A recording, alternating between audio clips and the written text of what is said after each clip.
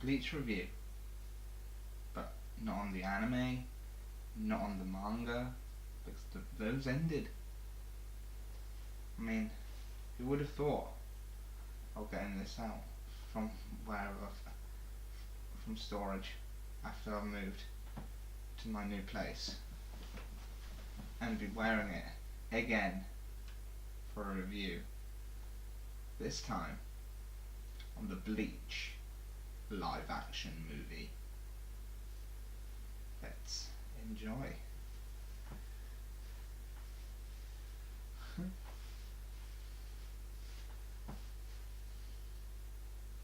Let's enjoy. Get the intro. Before we cut into the intro, don't forget to check the links down the bottom in the description box for my Facebook, Twitter and Instagram in the video description. So don't forget to follow me on those social media platforms, and I also have a Patreon as well, so don't forget to check those out as well, or follow me and support me on Patreon as well. All links are down in the video description down below. But anyway, like I said before, let's crack down to the intro and let's get on to the review.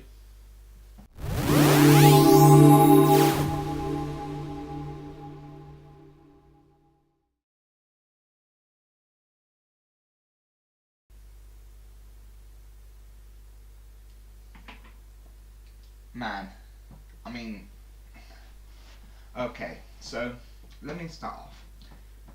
Low expectations for this movie. I was somewhat hopeful for it, but at the same time, really enjoyed it. Now, let's begin.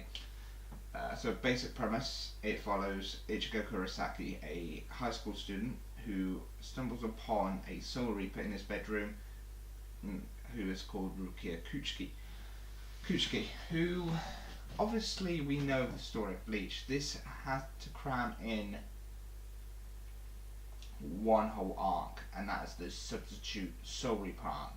And in some cases they followed the key plot elements to a T to fit the story, with so little focuses. So like how Ichigo got his powers the first time, happened around his house when Rukia falled in, because of this hollow going to appear, because this hollow was attracted to Ichigo's spiritual pressure. We'll be talking about the subtitles from Netflix as well in this review, and everything, and then it continues. Little tweaks and changes here and there happened, but this main arc, the main premise of the story is still there and intact. I think Tite Kubo Sensei did assist in some of these changes and accepted these changes as well, because I think even though originally he tried to create Bleach without it being able to be adapted to live action, but it looks like that, I think he decided to change his mind on that, but I think he finally had the right team behind it, and ones that are probably were fans of the manga and the anime to help make it right. So he agreed to work on it, and I think they'll work back and forth, agreeing on certain changes and everything and elements.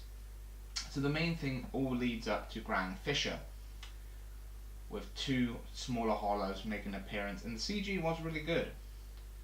But it all led up to the Grand Fissure, all led up to the point of the arc where Ichigo remembered that ended up finding out that it was a hollow that killed his mother and everything. In this, they give Ichigo the kill.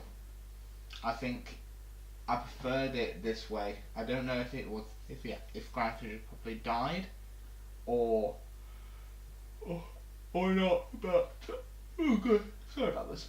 But I do know that I think in the movie Ichigo actually got the kill instead of Ishin, and I think that I've benefited that a lot more than Ishin had in the anime and manga. I understand why they've done it that way in the anime and manga, but I never preferred it.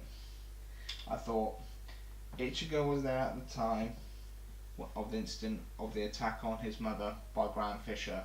I always thought that it should have been Ichigo given the kill to Grand Fisher, not Sheen. But I understand the reasons why it went the Sheen route because of the story arc when Grand Fisher came back.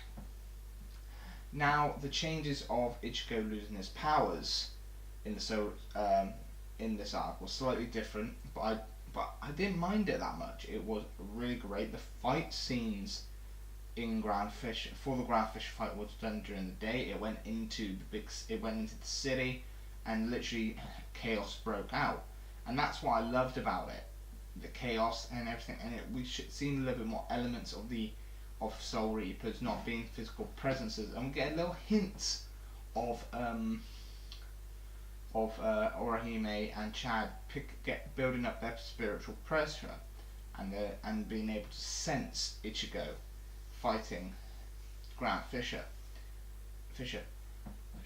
But the Renji and Ichigo fight was really well. I do like the actors that played Renji and Byakuya in this film. They played them really, really well.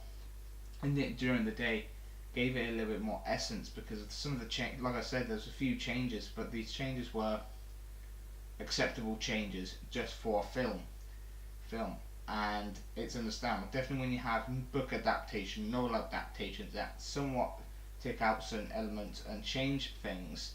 I'm looking at you, Meg, but I'll get on to that. I might do a thought film review on the film of the Meg with the book, but that might be a different video. This is more to do with Bleach.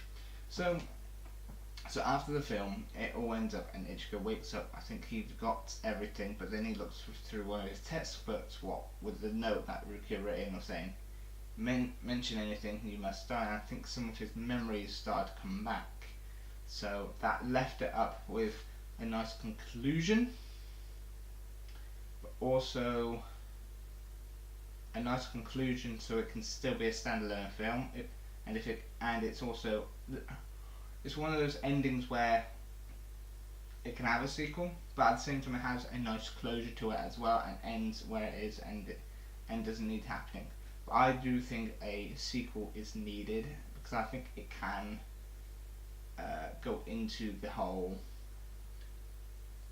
rescue Rukia arc and everything. So there's that. Overall, I really did enjoy it. The cast was great. Sota Fushiki, I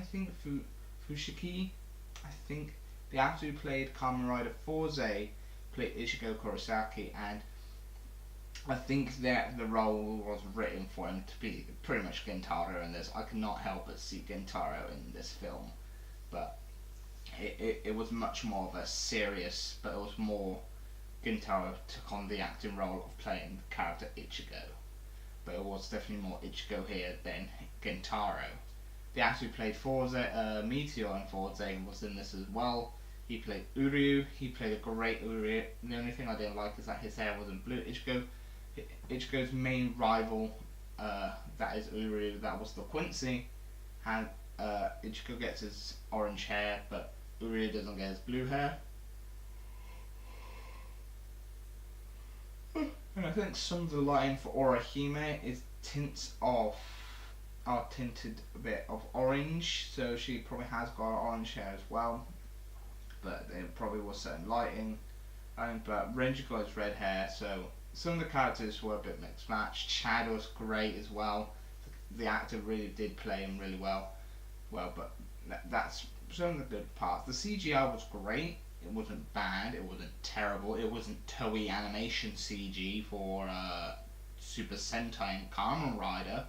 It was really Japanese high budget CG, and I will say to the fact that the hollows look better than when Warner Brothers did Ryuk, and I mean Warner Brothers as in Warner Brothers Japan, who also helped make this film. But other than that, it's great.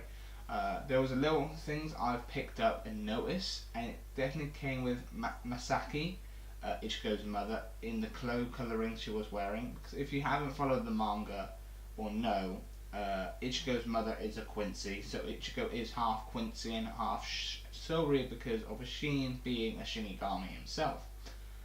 She was wearing Quincy coloured clothing, as in white and blue clothing. That is definitely Quincy style. That is definitely made it look more like. I don't think she wore that kind of colour scheme within the manga or the anime. I think it was something else. But in the movie they definitely embraced her Quincy side by making it look like, even though she's married the Quincy's hated rivals, and has but married and fell in love with a Shinigami that protected her because of this flashback, because of the reasons that we ended up finding out in the last arc of Bleach. Oh, I did this too. Sorry about the yawn. I'm doing this so late at night that I didn't realise. But they embraced that, and they in the film universe. I'm taking it for Bleach. Even though she's married a Sheen who is a Shinigami, she kept her code of the Quincy and always wore the white to acknowledge that she is a Quincy. I forgot to mention Urahara's kind of great in this, but it didn't seem much of Urahara.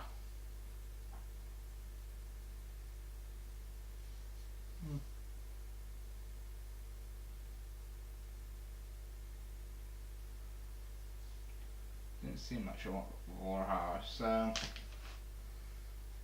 But yeah, we didn't. Uzu and Karin were played by the looks of actual twin actors. So I think they kept the whole twin aspect a little bit more accurately in real life. So they would both have the same colour hair if they were real life twins.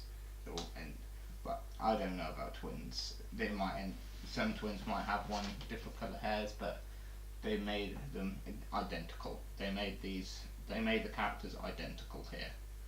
So yeah, so final thoughts on the Bleach live action? I think it's in my top 3 favourite live action adaptations. Death Note has not yet been topped. It might have been topped with Rurouni Kenshin, but I haven't fully seen all the Rurouni Kenshin films to actually make a final verdict on my list. So the first 2 Death Note films are still up there. Oh God, I'm sorry. Are still up there, but